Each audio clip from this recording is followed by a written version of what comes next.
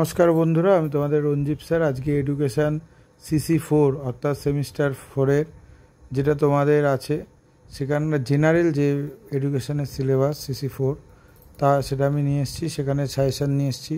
তোমরা দেখতেই পাচ্ছ যে স্ক্রিনে বড় কোশ্চেনগুলো যেগুলো আছে, শিক্ষা পরিকল্পনার বিভিন্ন প্রকারভেদগুলি আলোচনা করো, স্কুল প্ল্যান বলতে কী বোঝো, শিক্ষার ব্যবস্থাপনা উদ্দেশ্য আলোচনা করো, বর্তমান পরিস্থিতি বিদ্যালয়ে কী স্বাস্থ্য পরিষেবা দেওয়া উচিত, শিক্ষার পরিকল্পনা বিভিন্ন স্তরগুলি আলোচনা করো, মাধ্যমিক বিদ্যালয়ের অষ্টম শ্রেণীর সময় তালিকা প্রস্তুত যে নীতিগুলি, শিক্ষা সংগঠন ও বিদ্যালয় সংগঠনের মধ্যে পার্থক্য লেখো।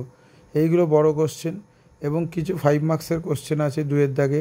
বিদ্যালয় সংগঠনের বৈশিষ্ট্যগুলি আলোচনা করো, শিক্ষা ব্যবস্থাপনার তাৎপর্য লেখো, শিক্ষার পরিকল্পনার বিভিন্ন স্তরগুলি আলোচনা করো।